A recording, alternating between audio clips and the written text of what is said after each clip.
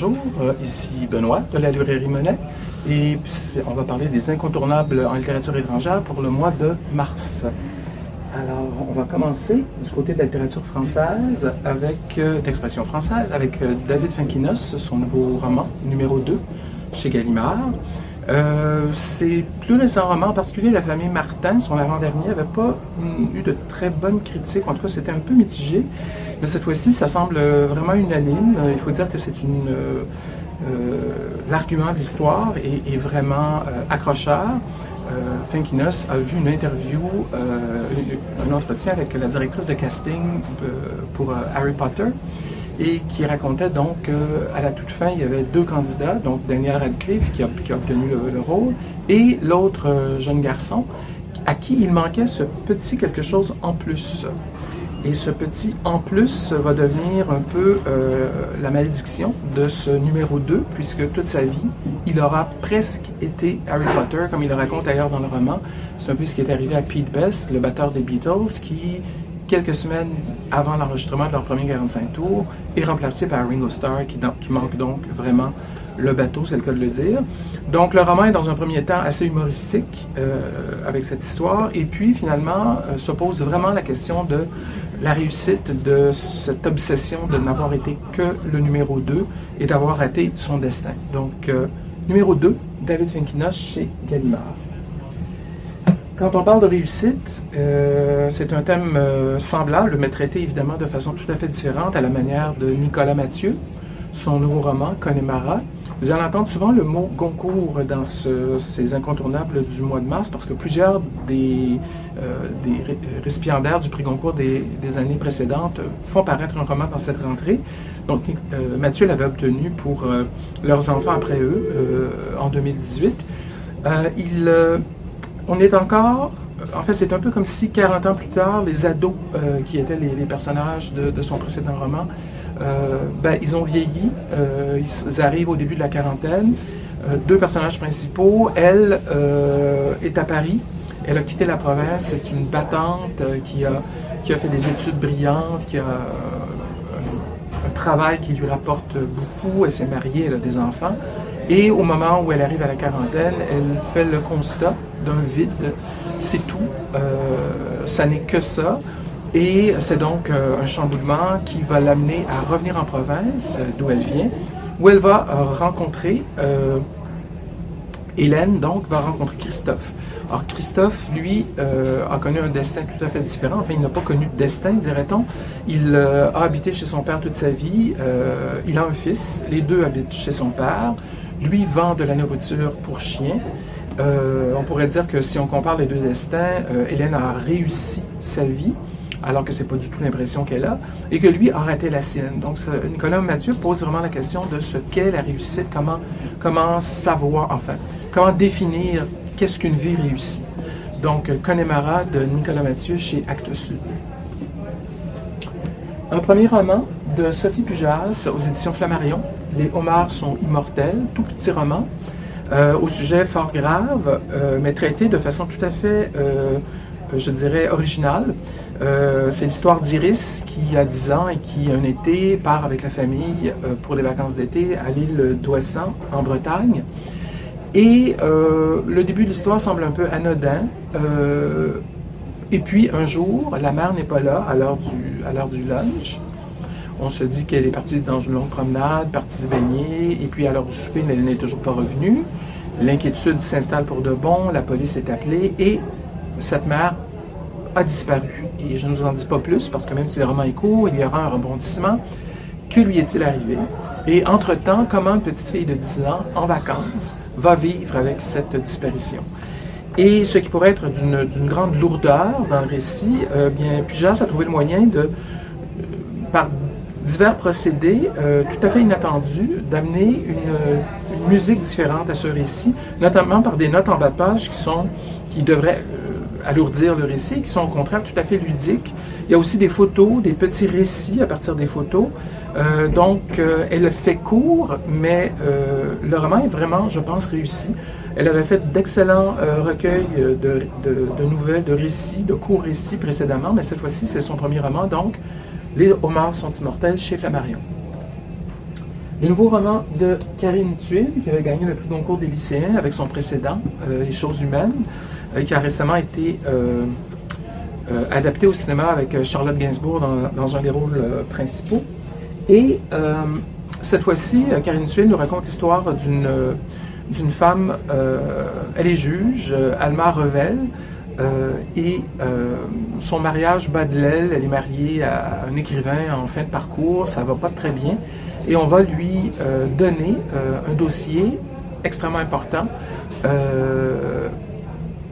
Un jeune homme est accusé de terrorisme, il est parti pour la Syrie, on le soupçonne d'être devenu membre de Daesh. Et donc, de retour en France, il y a ce procès, et Alma Revel va devoir trancher sur le destin de ce jeune homme. Donc, la décision de Karine Thuil chez Gallimard.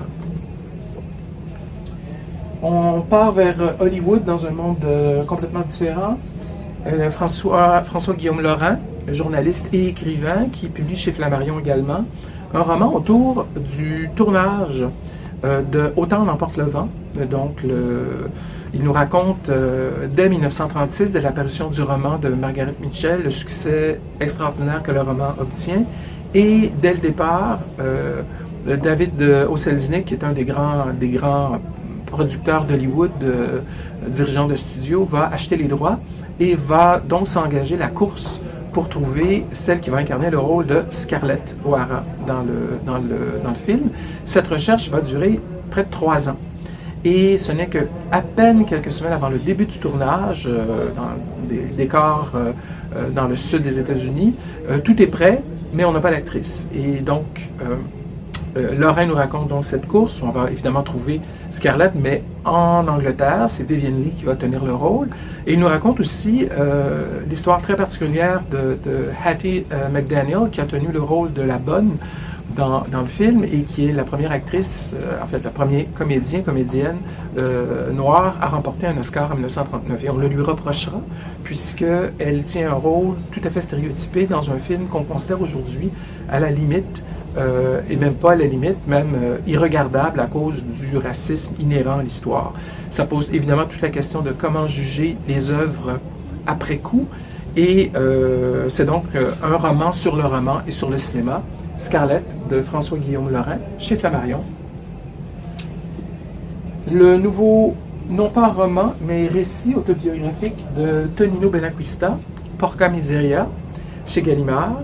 On connaît Benacquista évidemment pour ses romans, peut-être les deux plus connus étant Saga et Malavita. Il a aussi écrit évidemment du roman policier. Cette fois-ci, il a décidé, et pour une seule fois, dit-il, de se pencher sur l'histoire de sa famille. Il est dans la famille Benacquista le seul à être né en France, puisque ses parents et ses frères et sœurs ont immigré d'Italie dans les années 50. Benacquista a donc décidé de consacrer ce roman à cette famille. C'est un roman grave, mais en même temps plein de fantaisie, avec l'humour de Benacquista. Une famille impossible, une mère qui se plaint, qui gêne beaucoup, le père alcoolique qui passe ses soirées à se cogner dans les portes. Benacquista est à cheval entre deux mondes. Il est né en France, c'est donc un Français, mais avec une famille vraiment italienne. La première phrase vous donne vraiment le ton de ce récit. Les mots français que j'entends ma mère prononcer le plus souvent sont cholestérol et contrariété. Donc on est dans cet humour particulier de Benacquista, dans une histoire pas nécessairement Jojo, Porca Miseria, chez Gallimard. Un livre qu'on aurait peut-être attendu plus du côté des essais québécois. On en a beaucoup parlé. J'ai lu l'essai et j'ai donc décidé quand même de le présenter en littérature étrangère, puisque le sujet, enfin le cœur du récit, se fait autour des écrivains James Baldwin et William Styron. C'est le nouveau livre de Melika Abdelmoumel. Elle avait fait un récit, son avant-dernier livre, sur son retour au Québec après 12 années passées en France. Elle reprend un peu là où elle avait laissé au début du livre, mais très rapidement, elle nous raconte sa rencontre avec l'œuvre de James Baldwin qui est capitale pour elle. Et elle va en creusant son intérêt pour Baldwin, apprendre qu'il a une très grande amitié avec un autre grande plume de la littérature américaine du 20e siècle, William Styron, qu'on a un peu oublié, mais qui est celui qui nous a donné Le Choix de Sophie, adapté au cinéma avec Meryl Streep. Mais son premier grand coup littéraire, c'est son prix Pulitzer pour Les Confessions de Nat Turner en 1968. Et le livre, s'il a obtenu dans un premier temps beaucoup d'éloges, beaucoup de succès, posait quand même, on peut dire, je crois, le premier grand cas d'appropriation culturelle. Enfin, il a été dénoncé par un collectif de 10 écrivains afro-américains qui ont exprimé leur déplaisir du fait que Styron ait écrit au jeu l'histoire de Nat Turner, qui est celui qui a organisé la première grande révolte des esclaves dans le sud des États-Unis en 1830. Et donc, avait-il le droit d'écrire ce roman? Sauf que Styron a écrit le roman avec les encouragements de son ami James Baldwin. Et donc, il s'est retrouvé pris entre deux feux et Abdel-Moumen nous raconte de façon tout à fait passionnante tout ce grand problème de cette appropriation et en même temps d'où peut-on parler comme écrivain. C'est un essai comme je les aime, c'est-à-dire que vers la fin, Abdel-Moumen nous raconte vraiment comment elle voit les choses, appelle à la discussion tout en prenant des positions avec lesquelles on peut être en désaccord, mais on a surtout envie d'en parler avec elle. Donc, quand l'auteur nous invite dans son essai sans nous assonner sa vérité, mais en posant des questions et en provoquant des débats, je pense qu'on ne peut pas demander mieux. Donc, Baldwin, Styron et moi, de Milka Abdel-Moumen, c'est chez Mémoire d'Encrier. Et ça va surtout vous donner peut-être envie de plonger vous-même dans l'œuvre de Baldwin et de Styron et de quelques autres. En littérature non francophone, Elif Shafak, son nouveau roman, L'île aux arbres disparus chez Flammarion. Son plus grand succès, ça demeure, je pense bien, La bâtarde d'Istanbul. Elle en a fait plusieurs autres après. Cette fois-ci, elle parle du problème de l'exil à travers le personnage d'une jeune femme, Ada, dont les parents sont chypriotes. Donc, on a un peu oublié le conflit à Chypre dans les années 60-70, où la Grèce et la Turquie se sont affrontées à travers, via l'île de Chypre, qui a deux communautés principales, donc les Grecs et les Turcs. Et c'est donc installé, les Nations Unies ont été obligées d'envoyer des forces pour maintenir la paix.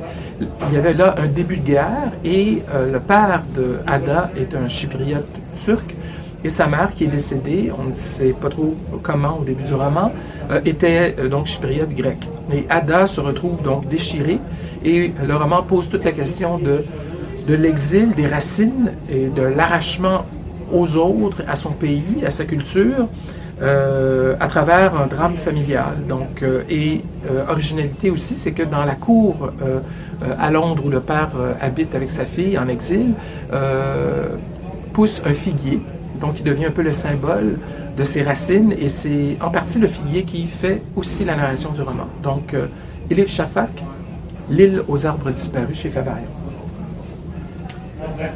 On demeure dans une actualité brûlante avec La liberté des oiseaux de Anja Baumer aux éditions Les Escales, avec ce qui se passe présentement en Ukraine et la mobilisation tout autour des frontières entre la Russie, l'Ukraine et les autres pays d'Europe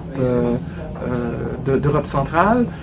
On comprend que la Pologne, la Hongrie soient vraiment sur leur garde par rapport à ce qui se passe là-bas. Et La liberté des oiseaux nous raconte en Allemagne de l'Est l'histoire de Teresa, une jeune berlinoise qui reçoit une lettre lui annonçant la mort de sa sœur aînée.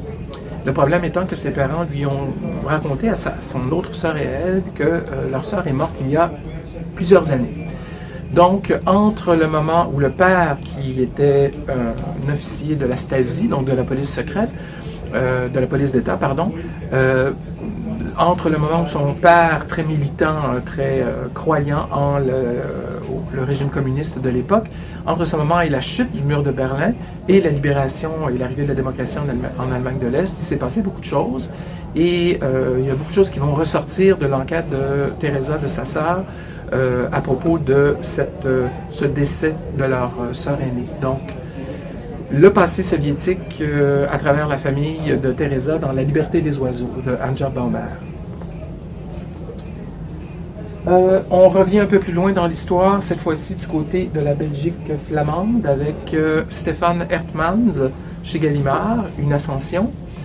L'auteur s'est acheté, il y a de cela plusieurs années, une maison qu'il a décidé de retaper, c'est dans la ville de Gand, et va, dans le cours des transactions, va savoir qu'un des anciens propriétaires a été une personnalité très importante dans la ville au moment de la Deuxième Guerre mondiale, a été un des collaborateurs principaux avec l'occupant nazi. Il ne se posera pas vraiment plus de questions à ce moment-là, mais tout ça va revenir à la surface et la maison qu'il a retapée, qu'il a fait sienne, est quand même la maison dans laquelle, entre les murs desquels se sont déroulés des épisodes extrêmement graves de l'histoire de la ville de Gand. Et ça va donc évidemment prendre une importance capitale. Et Hertmans va utiliser son talent de romancier pour imaginer une partie des événements qui se sont produits au moment de la Deuxième Guerre mondiale, mais à travers l'histoire de cette maison et sa propre histoire à lui. Donc un récit vraiment fascinant de Stefan Hertmans, Une ascension chez Gallimard. Un tout petit livre d'un grand écrivain décédé récemment, Edgar Ilsenrath. Ça s'intitule Satire au tripode. Ilsenrath vous dit peut-être quelque chose, c'est quelqu'un qui a connu les camps nazis et qui, au moment de la libération, a roulé sa bosse, a vécu pendant plusieurs années aux États-Unis. Il en avait tiré d'ailleurs un roman au titre tout à fait évocateur de son passage là-bas, ça s'appelait Fuck America. Il a aussi écrit un roman absolument fabuleux, Le nazi et le barbier, d'un humour, d'une noirceur absolument épouvantable, mais c'est vraiment absolument réussi. Cette fois-ci, c'est encore une fois un humour, on rit jaune, c'est de l'humour noir, mais on rit quand même, des dialogues de très courts. On pourrait imaginer ça au théâtre, à la limite, mais ça n'en est pas. Ce sont vraiment des satires, quoi, une série de textes extrêmement amusants et évidemment très noirs, encore une fois. Et c'est probablement le dernier recueil, puisqu'il est mort récemment, donc Satire de Edgar Ilsenrath aux éditions de Tripode. Le nouveau roman de Louise Erdrich, chez Albin Michel, Celui qui veille. Il a obtenu le prix Pulitzer en 2021. Louise Erdrich nous raconte l'histoire de Thomas, qui est ça se passe dans les années 50, dans le Dakota du Nord. Donc, Thomas qui fait tout pour lutter contre l'adoption d'une loi dans l'État qu'on dit en principe faite pour aider les tribus, les autochtones de l'État, mais Thomas lui est convaincu que cette loi va faire évidemment tout le contraire, d'où sa lutte. Et près de lui vit sa nièce, une jeune femme qui, elle, va décider en parallèle dans le récit, donc les récits sont parallèles, la jeune fille, elle, va décider de quitter son père alcoolique, de quitter la réserve et de tenter de rejoindre sa sœur dont elle n'a plus de nouvelles, qui est partie à Minneapolis, dans l'État voisin. Donc, les années 50, Celui qui veille, prix Pulitzer de Louise Erdrich. Et puis, je veux vous mentionner rapidement également un autre prix Goncourt, Éric Vuillard, qui nous fait un autre récit à sa manière, parce qu'on la reconnaît bien maintenant. Ce ne sont jamais vraiment des romans, mais vraiment des récits autour de l'histoire. On a eu Tristesse de la Terre, et puis il y a eu L'Ordre du jour en 2017, pour lequel il a obtenu le prix Goncourt.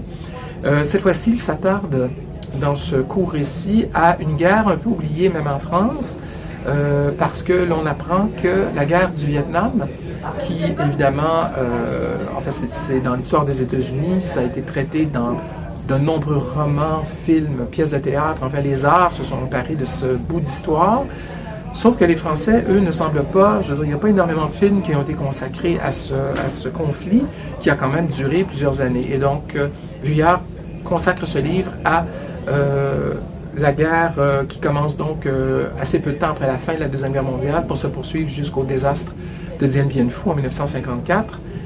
Donc, une sortie honorable d'Éric Vuillard chez Actes Sud. Et puis, ce livre d'inédits, en fait, ce sont des articles, des nouvelles. Il y a même une nouvelle de science-fiction, ce qui est tout à fait inattendu, de Primo Levi, évidemment, l'auteur de Si c'est un homme. Cette fois-ci, ça s'intitule, c'est tout un titre, Auschwitz, ville tranquille, qui est un des textes du recueil. Donc, ce sont des inédits publiés dans les années 50, 60, 70, mais qui n'avaient jamais été rassemblés dans aucun des livres de Lévy. Donc, c'est un essentiel chez Albin Michel. Le nouveau roman de Sylvia Avalon, que vous connaissez peut-être pour un titre, son premier roman qui s'appelait D'acier, publié chez Liana Lévy au début je pense en 2011. Cette fois-ci, ça s'intitule Une amitié. Les critiques sont excellentes et c'est un peu la modernité qui entre dans la littérature. On parle ici des réseaux sociaux. C'est l'amitié de deux jeunes femmes, en fait, qui sont amies depuis toujours, qui, au début des années 2000, donc, sont amies et qui vont... L'une des deux, qui est très soucieuse de son apparence, sa mère l'a vraiment, en a fait, comme on le dit sur le quatrième de couverture, une poupée Barbie, va devenir, dans les années de nos jours, une influenceuse sur YouTube. Et le roman porte donc sur les apparences. L'amitié va-t-elle survivre à cette non pas rivalité entre les deux femmes, mais c'est donc tout ce problème du rôle que cette femme va tenir sur les réseaux sociaux de Sylvia Avalon, donc une amitié chez Liana Lévy. Et puis pour terminer, pour les amateurs, et il y en a beaucoup, ceux qui ont suivi la première série de Karl Ove Knausgaard, de Mon combat, il a entrepris l'automne dernier un quatuor des saisons. Donc cette fois-ci, on a droit à En hiver, après l'automne. Et cette fois-ci, il a axé son récit sur la naissance de son premier enfant. C'est toujours autobiographique chez Knausgaard. Et cette fois-ci, donc, autour de la naissance de son premier enfant, des textes de toutes sortes. Et je dois dire que l'objet livre lui-même est absolument magnifique. Il y a des illustrations, des photos. Donc, deuxième volet de ce quatuor de Knausgaard, de chez De Noël, En hiver. Ben voilà, c'était les incontournables pour mars. Je vous souhaite une bonne fin d'hiver et un bon début de printemps. À bientôt.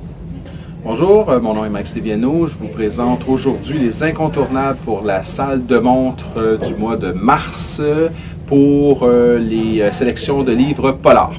Donc, on commence avec, ça fait longtemps qu'il ne nous avait pas présenté quelque chose, Jean-Bernard Pouy, en attendant Dogo chez Gallimard, incontournable chez Gallimard. Jean-Bernard Pouy, c'est un solide, un vieux de la vieille du côté de la littérature policière française. Pouy, c'est intense.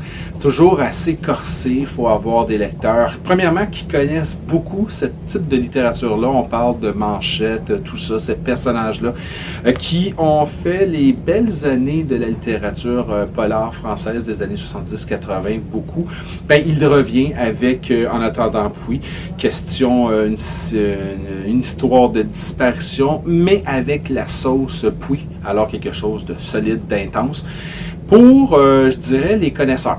Pour ceux qui, peut-être nostalgiques également, d'une certaine forme d'écriture, très française, très pointilleuse, extrêmement bien écrit, avec un français hyper détaillé. Alors, à ce moment-là, Jean-Bernard Pouy, En attendant Dogo, aux éditions Gallimard. Quelque chose, une petite... La petite pépite, là, la petite particularité de ce mois-ci, c'est les 4 enquêtrices de la supérette Guangsun de Yeon Gong-woo chez Matin Calme. Je vous parle toujours de Matin Calme, j'en aurai un autre titre. Je vous présente toujours les livres de Matin Calme, incontournables, cette maison d'édition qui favorise les polars coréens.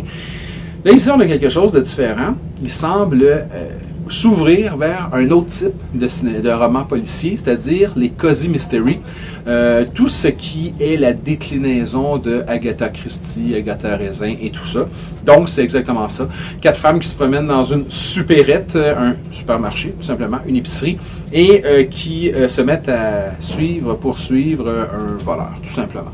Elles vont décider de faire elles-mêmes leur propre enquête et je dirais tout simplement ensemble pour gagner la prime qui paiera le divorce de l'une d'entre elles. Les 4 amies vont devoir enfiler leur tenue de Sherlock Holmes. Un roman féministe cruel et drôle avec 4 héroïnes inoubliables.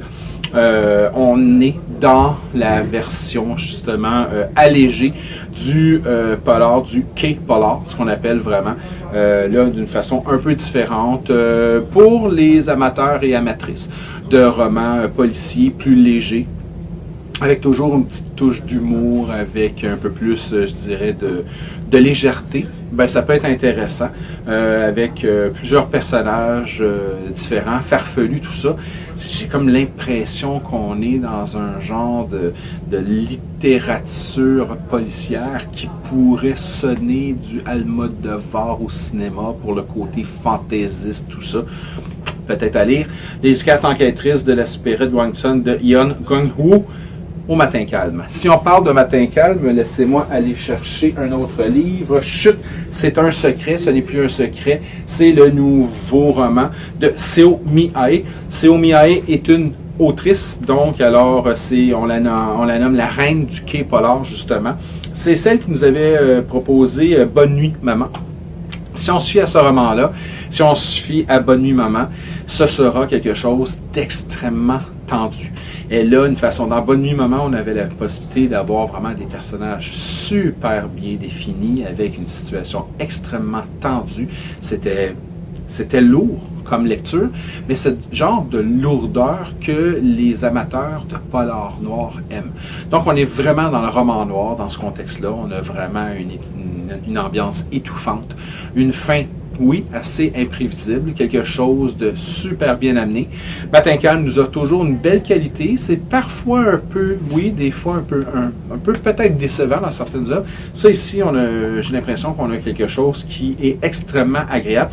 Je vous lis rapidement le 4e de couverture. Nous avions laissé la jeune Ah Young devant sa belle-mère, un verre de lait à la main, lui souhaitant simplement bonne nuit maman. Aujourd'hui, nous la retrouvons au moment de déménager pour l'ancienne maison de son père.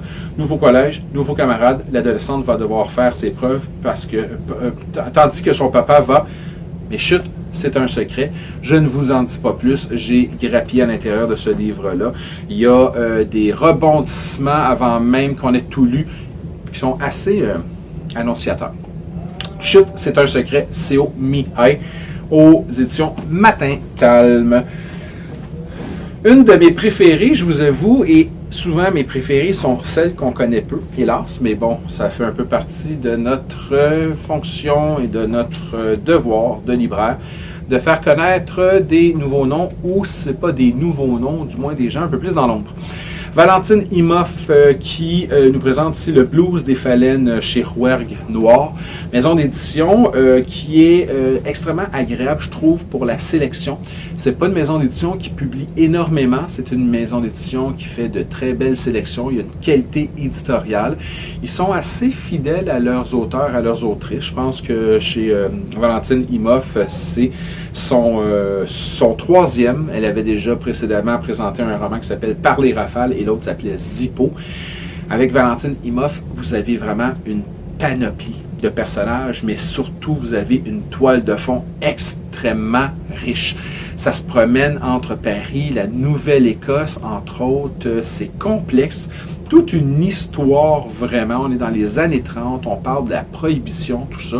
Toute une histoire de conflit, de trahison. C'est dense, c'est extrêmement bien écrit. Pour les lecteurs qui aiment l'histoire, le roman d'histoire, qui aiment aussi l'enquête, qui aiment le côté policier, mais qui n'aiment pas les romans d'histoire classiques. Genre l'histoire qui va se calquer, je dirais, là, un peu à la Dan Brown, tout ça, les éléments de Vatican, tout ça. Il y a un peu de clones qui se font sur ça. Ou tout ce qui va toucher souvent à la Seconde Guerre mondiale. Il y a une tendance là, à faire beaucoup de polars qui tournent à la Seconde Guerre mondiale, des produits secondaires, je dirais, ou du moins des influences de Philippe Kerr. Là, vous avez quelque chose de complètement différent. C'est intense, c'est bien écrit, c'est allumé, c'est original. Elle a une façon d'écrire avec un rythme vraiment, vraiment, vraiment à elle, précis. Je vous propose vraiment pour vos lecteurs de romans noirs, encore une fois, qui veulent toucher à quelque chose de différent, qui veulent découvrir, qui veulent être surpris. Valentine Imhoff, le Blues des Phalènes, Rouergue Noir. Là, il ne devrait pas avoir beaucoup de déception de ce côté-là.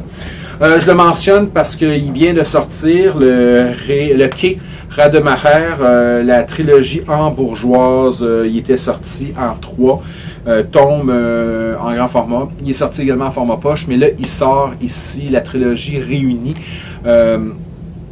Si vous avez le goût de les retrouver ensemble, faire plaisir peut-être à vos lecteurs qui des fois ne peuvent pas emprunter le 1, le 2 ou le 3 parce qu'ils sont toujours dispersés un peu partout dans les emprunts, ben là vous avez un tome qui réunit les 3. Cette trilogie hambourgeoise là, qui parle de Seconde Guerre mondiale et vraiment on est en plein dans cette période-là.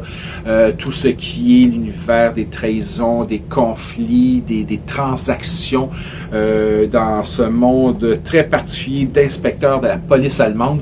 Ben écoutez, ça pourrait être peut-être intéressant de vous le procurer. Je vous le mentionne, la trilogie hambourgeoise. On est aux éditions, attendez, je vous dis ça rapidement.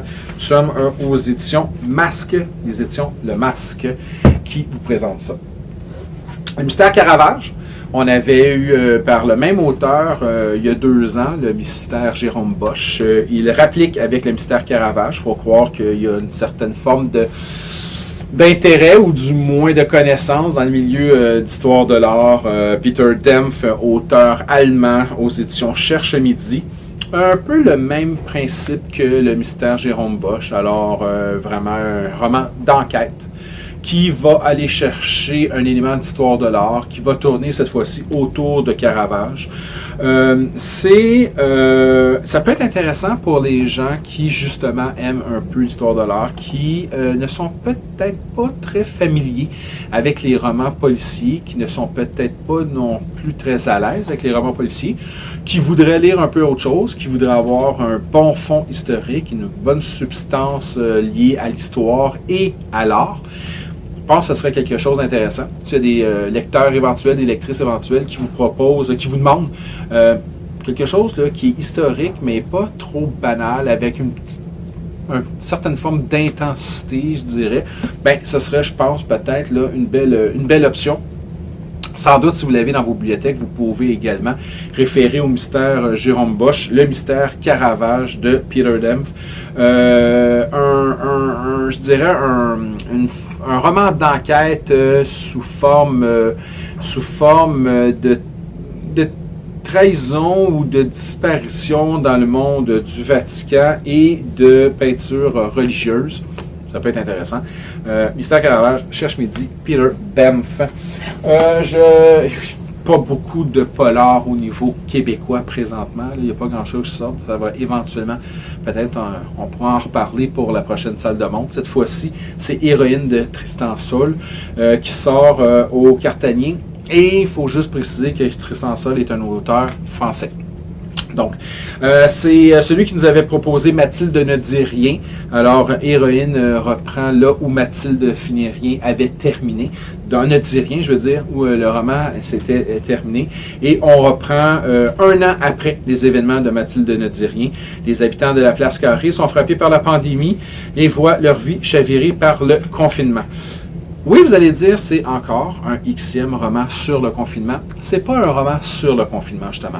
La situation, l'événement crée justement un nouveau point de départ pour le roman, mais tout ne tourne pas autour de ça. C'est plus un prétexte, justement, pour relancer le récit de Mathilde ne dit rien, dans un univers un peu particulier, je dirais, de petites frappes, de petits univers, de petits dealers et de personnes un peu mal à l'aise dans leur peau, dans leur personnalité et dans leurs relations interpersonnelles. Ça donne un polar assez intéressant, une écriture très nerveuse, vous allez voir, une structure, là, il faut vraiment être très attentif. On n'est pas dans le contemplatif. Donc, s'il y a des lecteurs qui aiment plus les romans qui prennent leur temps de présenter quelque chose de plus psychologique, je dirais, on met ça de côté. On est dans l'écriture nerveuse et c'est intéressant, ça se lit bien, ça se suit bien. Peut-être lire le premier quand même pour mettre plus dans le bain, vous serez un peu moins perdu pour Héroïne de Tristan Saul chez Cartanier. Hugues Pagan, Le Carré des Indigents. Chez Rivage Noir, on est du côté de 1973, un roman d'enquête, disparition. On veut faire la lumière sur quelque chose qui se passe, je dirais, dans les ombres, dans la noirceur de la société. Pardon. Chez Hugues Pagan, c'est pas son premier roman, on est loin, là, c'est encore une fois dans la trace, dans la lignée du roman de Puy, tantôt. Quelqu'un qui a une bonne route, une bonne feuille de route, je dirais, dans le monde du polar. Super intéressant, ça se lit bien.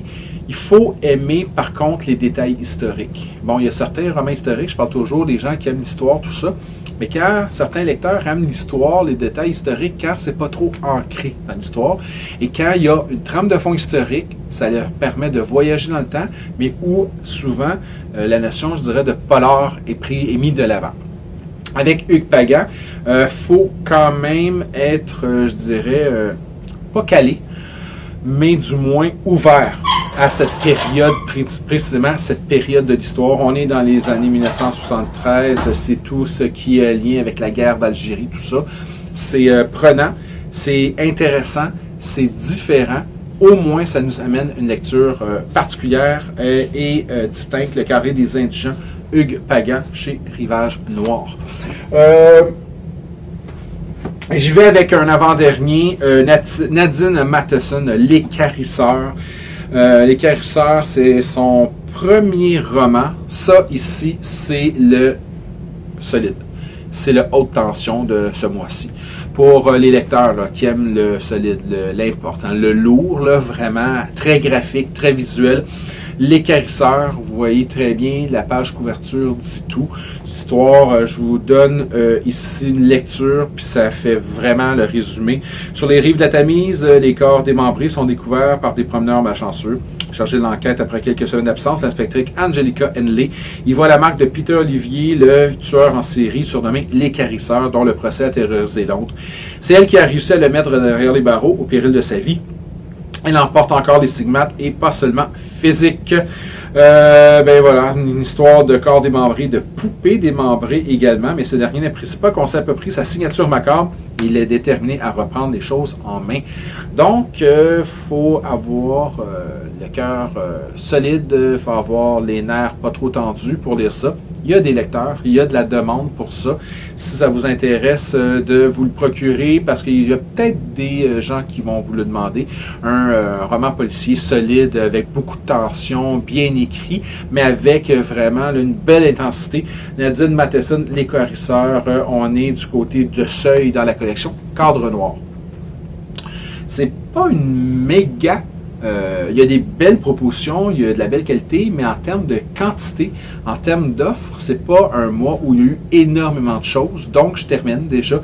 Puis ça vient tout juste d'arriver, donc j'ai pas eu le temps de mettre le nez là-dedans, mais je veux quand même vous le mentionner. C'est Juan Gomez Jurado, Reine Rouge chez Fleuve Noir. Cet auteur-là a déjà présenté une trilogie auparavant. C'est un phénomène du côté de l'Espagne. C'est un auteur immensément connu de ce côté-là. Les gens ont beaucoup aimé sa première trilogie. Ici, on est vraiment dans un contexte d'inspecteur, d'inspectrice qui fait... ben écoutez, je vous le lis. C'est compté dans sans l'inspecteur John Gutiérrez, missionné pour lui faire reprendre du service. Il parvient à la convaincre, on parle d'Antonia Scott quand on parle de la convaincre, il parvient à la convaincre d'étudier un dernier dossier, celui d'un assassin sans scrupules qui s'en prend aux héritiers des plus grandes fortunes d'Espagne. Sa particularité, l'homme ne semble motivé ni par l'appât du gain, ni par le plaisir de tuer. Un cas complexe auquel la police madrilène n'entend rien. En un mot, le terrain de jeu favori d'Antonia Scott. Un tueur ou un assassin ou un criminel du moins un peu particulier. Reine Rouge, ça semble extrêmement intéressant juste à le feuilleter. En regardant certaines pages, on sent à ce moment-là quelque chose de particulier. Des chapitres relativement brefs, relativement courts, qui semblent donner une belle dynamique au roman. J'ai l'impression qu'on va en parler dans les médias. J'ai l'impression que vos lecteurs, vos membres, lecteurs, lectrices, vont éventuellement le demander parce qu'il va y avoir une influence médiatique sur ça. Il va y avoir de la presse, il va y avoir de la télé sur ça. Préparez-vous, peut-être vous le procurez. On va vous le demander. Voilà. Reine Rouge chez Fleuve Noir de Juan Gomez Jurado. C'est terminé. Il y avait tout ce beau choix-là. On espère que les prochains mois nous amèneront d'autres choix. Oui, il y a des trucs déjà annoncés pour les prochaines semaines. Donc, les prochains mois, je pourrais vous présenter autre chose. C'est déjà une belle sélection. Mon nom est Mike Sévieno pour la librairie Monet. Je vous ai présenté les incontournables de la section littérature policière polar pour le mois de mars. On se retrouve pour le prochain mois. Entre-temps, bonne lecture. Bonjour, mon nom est Stéphanie, je suis libraire à la librairie Monet et aujourd'hui, je vous présente mes incontournables pour la salle de monde du mois de mars dans la section littérature québécoise. Je commence tout d'abord avec le roman Noué de Catherine Voyer-Léger aux éditions Québec-Amérique de la collection 3. Pour ceux et celles qui ne connaissent pas cette collection-là, en fait, c'est une collection qui permet aux auteurs et autrices de parler de 3 moments marquants de leur vie, soit d'utiliser l'autobiographie ou l'autofiction. Dans ce cas-ci, on est réellement dans un récit autobiographique. Donc, l'autrice s'est penchée sur 3 de ces moments marquants. Le premier étant sa rencontre avec la maternité, qui s'est fait de manière peu traditionnelle, disons, parce qu'elle a décidé d'adopter. Et elle nous raconte les difficultés qu'elle a éprouvées dans tout le parcours et la paperasse et les rencontres avec la DPJ pour avant d'avoir la garde donc de son enfant. Dans la deuxième partie, on se transporte dans une partie de son enfance, dans les Laurentides, en 1984, alors qu'elle a eu à faire face à une mère aux prises avec des dépendances et qui était fréquemment en cure de désintoxication. Et finalement, la troisième partie aborde son parcours à l'université qui n'a pas été non plus super facile. Elle a eu des idées suicidaires. Donc voilà, c'est un court récit touchant qui relate des moments marquants de sa vie, mais qui demeure quand même avec une pointe d'espoir et de lumière. L'autrice porte vraiment un regard lucide sur ce qui l'a marqué, puis pour en ressortir plus forte, donc c'est pas non plus complètement sombre et d'une lourdeur trop intense. Pour continuer avec la thématique maternité, deuil, je continue avec Boire la mer, les yeux ouverts de Jean-Benoît Cloutier-Boucher chez Sémaphore, qui est véritablement un coup de cœur pour moi. En fait, l'auteur a écrit ce récit-là parce que il a perdu sa mère dans les dernières années et il s'est dit qu'il fallait absolument qu'il en fasse le récit. Il nous parle de son deuil, donc, mais aussi des autres deuils qu'il a eu à faire parce que sa mère était atteinte de sclérose en plaques.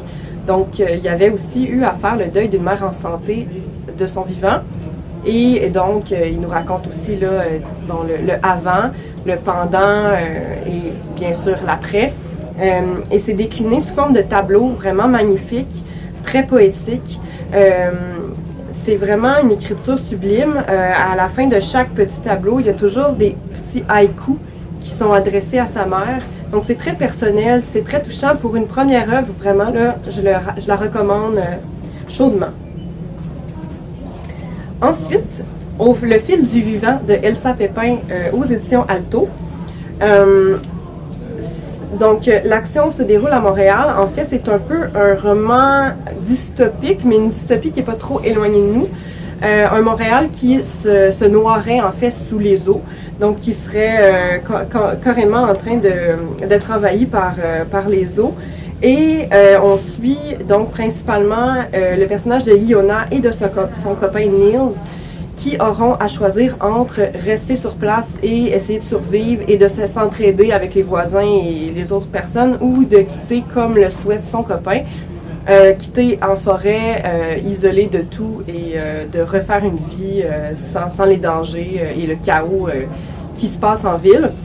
Et c'est dans ce déchirement-là que le personnage principal de Iona va découvrir des facettes de la personnalité de son copain qu'elle ne connaissait pas encore et qui la font douter donc de sa relation parce qu'elle pensait vraiment avoir affaire à quelqu'un d'un petit peu plus combattant.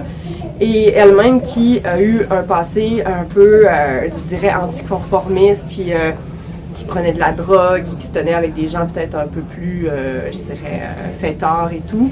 Il y a une part d'elle qui a envie de rester dans ce chaos-là.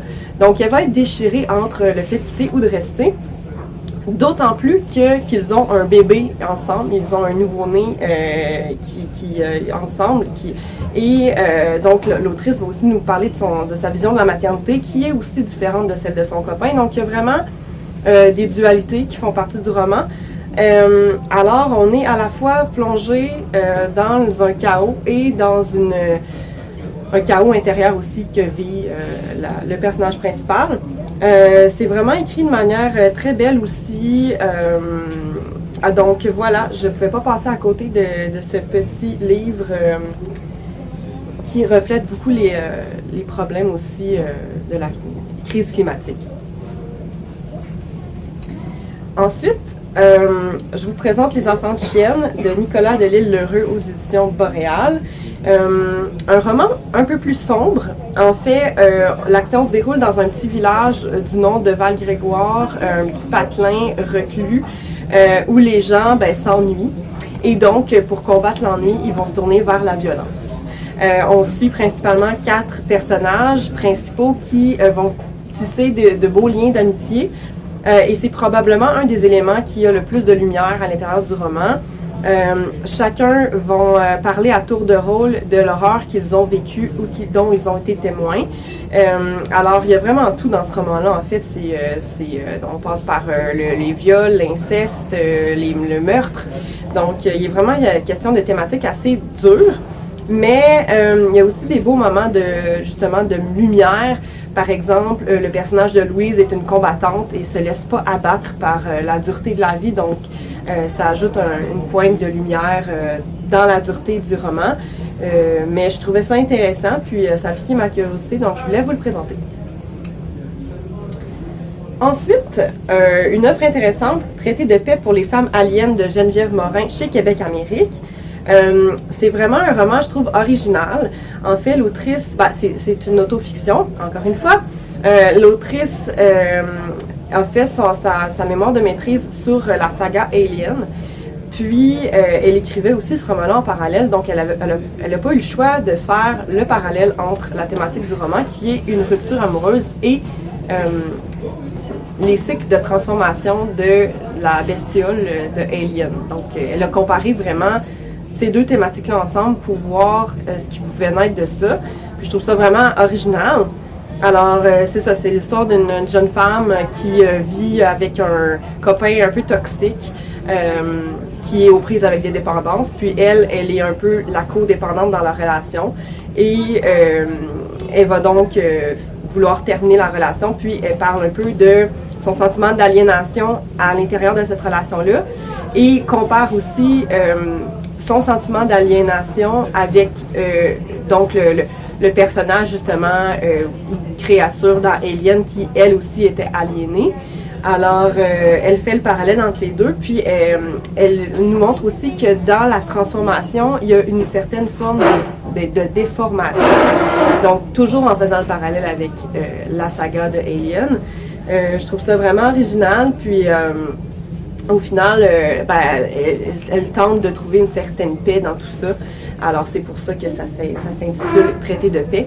Donc voilà, je trouvais ça super rafraîchissant et je suis certaine que ça plairait aux jeunes et aux moins jeunes. On va continuer dans l'autofiction avec Jardin Radio de Charlotte Biron aux éditions Cartanier. Encore une fois, c'est basé donc sur la vie de l'autrice qui, à 24 ans, a appris qu'elle était atteinte d'une tumeur à la mâchoire. Suite à de nombreuses opérations, elle ne pouvait plus parler ni bouger pendant un bon moment. Donc, au retour chez elle, elle avait comme seule compagnie, disons, pour remplir l'espace et le temps, la radio. Alors, c'est vraiment les voix qu'elle entendait à la radio qui lui ont fait combler sa solitude. Surtout que c'était les voix de ses autrices préférées, comme Catherine Mavrikakis, entre autres. Alors, elle a vraiment trouvé une forme de réconfort avec ces voix-là qui l'accompagnaient. Et ça comblait aussi le fait qu'elle-même ne pouvait pas s'exprimer. Donc, elle a vraiment tenu à faire ce parallèle-là dans son récit, qui est vraiment, encore une fois, je trouve original. C'est une idée originale de parler de la radio. Il semble qu'on en parle peu dans les romans. Donc voilà, je trouvais ça aussi original et intéressant. Alors, je voulais vous le présenter. Je termine avec un essai que j'ai pas lu, mais que je trouve vraiment intéressant, qui vient vraiment me chercher. L'amour comme un roman par Marie-Pierre Luneau et Jean-Philippe Warren. C'est un essai sur, en fait, le roman sentimental au Québec, d'hier à aujourd'hui, mais plus précisément de la première partie du 19e siècle à aujourd'hui. Donc, ce qu'on entend par romans sentimentaux, c'est les romans où l'amour triomphe toujours. Donc, les auteurs se sont vraiment tournés vers ce corpus-là, un corpus d'une centaine d'œuvres où l'amour triomphe toujours. Et on pourrait presque dire que c'est un essai sur les femmes québécoises, finalement, parce que c'est ça l'histoire des femmes, parce que la littérature québécoise et sentimentale nous présente à chacune de ces époques des visages de femmes toutes différentes les unes que les autres. Je veux dire, on est au départ, disons qu'on va aborder l'amour de Dieu et de la patrie. Et puis aujourd'hui, on se tourne davantage vers des œuvres de chick lit. Donc on voit vraiment quand même le bond entre les deux. Je trouve ça super intéressant, étant moi-même une fervente du genre chick lit, qu'un essai s'écrive sur le roman sentimental. C'est assez étoffé.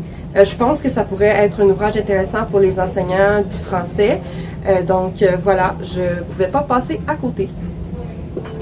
C'est donc ce qui complète ma capsule pour la salle de montre du mois de mars, section littérature québécoise, et on se dit au mois prochain.